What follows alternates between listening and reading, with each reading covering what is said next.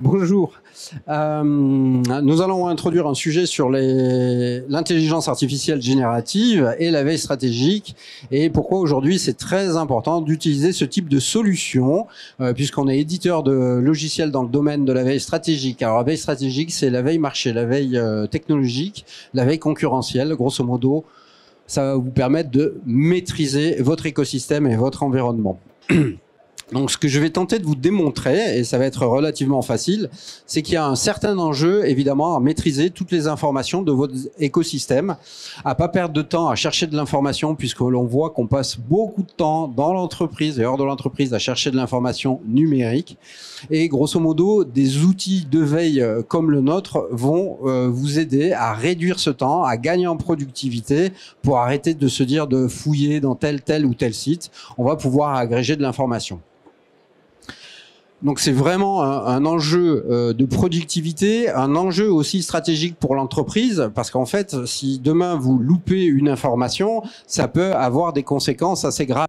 Si vous ne voyez pas des tendances d'information naître sur certains domaines, et dans votre domaine, sur votre marché.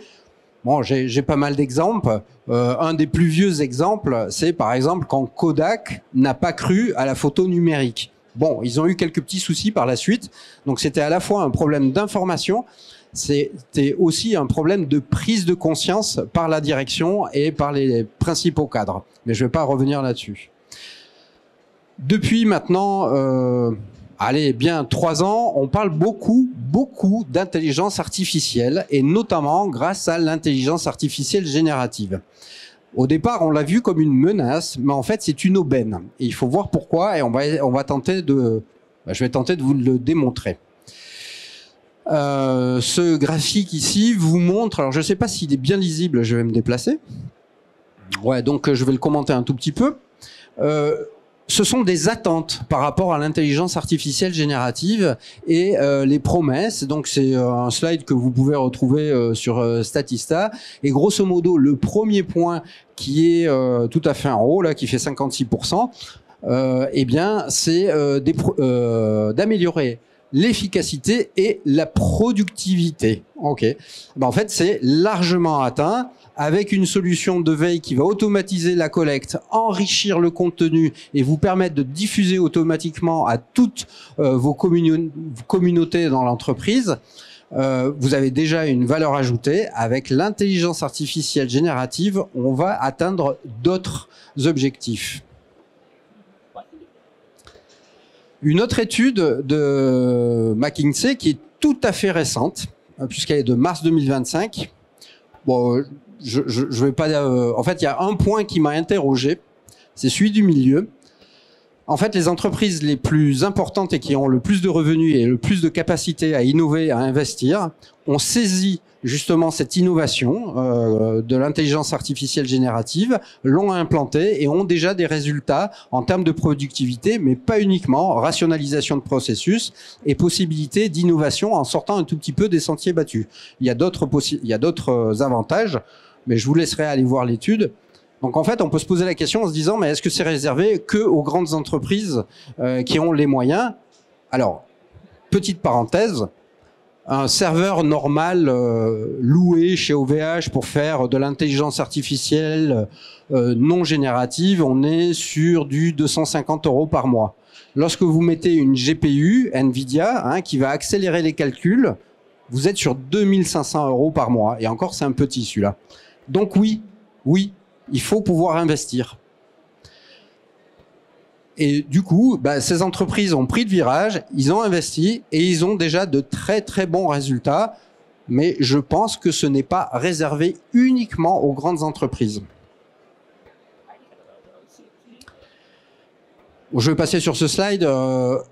Mais grosso modo, nous, en tant qu'éditeur de logiciels dans le domaine, on intègre l'intelligence artificielle générative depuis fin 2022. Et grosso modo, on a déjà des résultats qui sont apportés à nos clients et on va voir comment comment on les aide et surtout, je vais vous montrer quelques copies d'écran par la suite. Je passe sur les résultats. Donc, Sikizi, c'est une société qui est belge. et qui a une filiale en France qui s'appelle Seek France, voilà, dont je fais partie, et je suis Louis-Marc Pérez, directeur commercial et marketing de la société Seek France. L'intelligence artificielle, en fait, elle rentre dans tous les processus de veille, en passant par la collecte, avec des outils intelligents, le traitement du langage naturel. Il n'y a pas de limitation dans l'outil. Si vous parlez breton, eh bien, l'outil vous parlera breton. Vous pouvez aussi également, enfin, on utilise des technologies qui nous permettent d'enrichir les contenus, d'extraire des métadonnées, de donner un peu plus de richesse. Et ça va être très intéressant après pour filtrer l'information. On va extraire des noms de sociétés, des noms de personnes, mais aussi des thèmes qui vous intéressent. On va pouvoir les classer. Et en termes de productivité, on utilise l'intelligence artificielle générative dans plusieurs points. Alors au niveau documentaire, je vais passer la synthèse de résultats et le résumé, la traduction, quoique la traduction parfois ça peut laisser à désirer sur certains points. La génération du plan de veille, la génération du bulletin de veille, cher à nos amis chargés de veille, et des rapports sur mesure. Et puis maintenant, un chatbot de veille qui va vous permettre de converser avec la solution. Et ça change tout. Alors, un peu de l'IA au service de la veille et du renseignement, ça marche. Alors oui, c'est pas français, mais c'est un peu pour raccrocher, je dirais, l'auditoire. C'est basé en fait sur une technologie qui s'appelle le Retrieval Augmented Generation. Donc ça veut dire quoi? Ça veut dire que Seek a un ensemble de serveurs chez eux où on a posé un LLM. On n'est pas capable de fabriquer un LLM. On n'a pas 25 ou 30 millions pour le faire. Par contre, on utilise du Llama, on utilise aussi du Mistral, du OpenAI. Et grosso modo, ça va venir se baser uniquement sur la base de connaissances, la base de veille qu'aura généré le client et qu'il a depuis déjà un certain temps. On travaille avec des clients, ils ont 6 à 7 ans, 8 ans d'intériorité d'information. Donc du coup, lorsque le système va être interrogé sur ce mode de fonctionnement en Retrieval Augmented Generation, voilà, ou la recherche augmentée si vous voulez, on va avoir des résultats qui sont plus pertinents. Alors là, c'est le moment de faire des photos, je crois. Ouais, c'est ça. Bon, je vais pas aller trop loin sur ces schémas.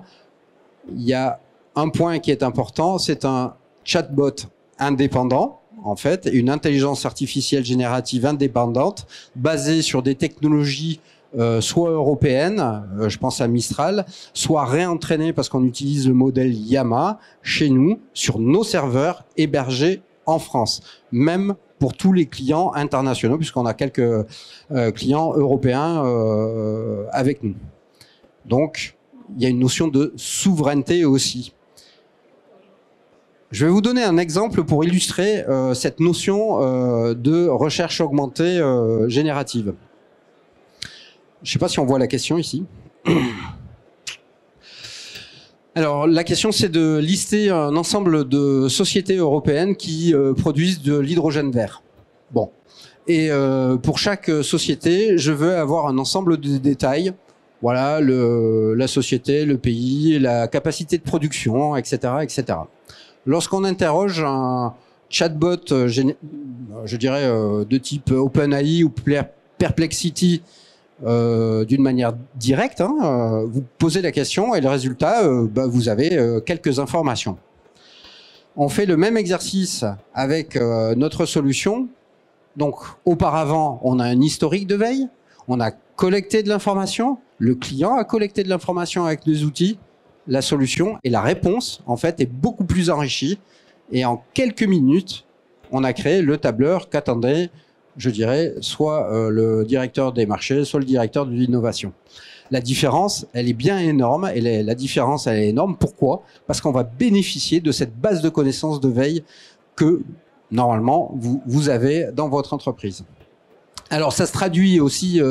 donc ça, je dirais que c'était le slide, en fait, qui démontre, en fait, que si vous avez une solution de veille, surtout la nôtre, avec de l'intelligence artificielle générative, vous allez arriver à ne plus avoir d'hallucination et avoir des résultats directement exploitables, quasiment exhaustifs, à condition qu'on ait pu récupérer toutes les différentes informations.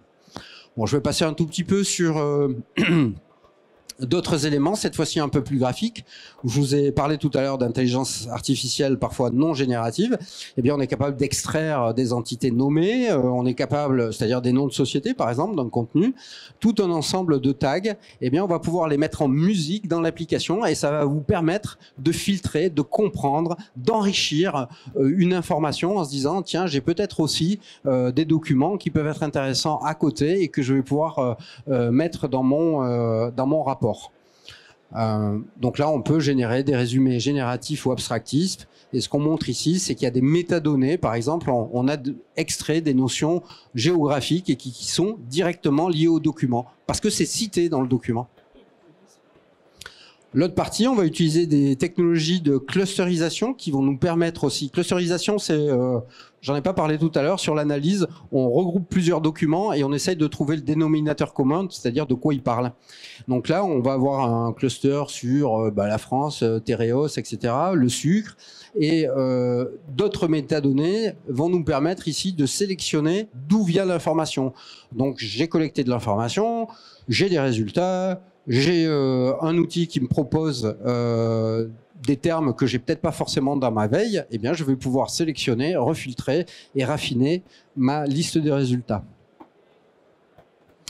Autre possibilité avec l'intelligence artificielle, ça va être de dire je veux refiltrer, mais d'une manière contextuelle, parce que mon concept et les différentes sociétés, les différentes technologies qui m'intéressent, j'ai déjà décrit ça dans mes requêtes, j'ai déjà décrit ça, pourquoi pas, dans des alertes de veille. J'ai aussi un thésaurus, une ontologie dans le produit qui permettent de décrire tout ça. Eh bien, je vais le réutiliser pour pouvoir filtrer automatiquement sur mon métier. Il suffit de cliquer sur un bouton et quand là par exemple, alors l'exemple c'est de dire là la requête c'est Puma. Donc Puma, on a plusieurs choses, on a la marque sportive, on va avoir des véhicules qui s'appellent Puma et puis on a aussi des hélicoptères. Et quand je suis dans le domaine militaire, eh bien je clique sur mon bouton refiltre-moi, mais par rapport à mon contexte, du coup ma liste de résultats. Et j'ai pas tapé de mots-clés, j'ai simplement lui dit tiens compte du contexte de mon entreprise. Et là, du coup, je vais avoir la liste de résultats entièrement filtrée. Ce qu'on appelle le filtrage contextuel. Ça aussi, quelque chose qui est relativement intéressant, c'est les recommandations automatiques par rapport à votre profil. Si vous likez, si d'autres personnes likent des documents, si vous êtes dans différents dossiers, en fait, vous allez recevoir automatiquement des recommandations, des documents que vous n'auriez pas vus et que vous pourriez ajouter par la suite à votre analyse. Alors, ça c'est le deuxième slide de la présentation qu'il faut retenir.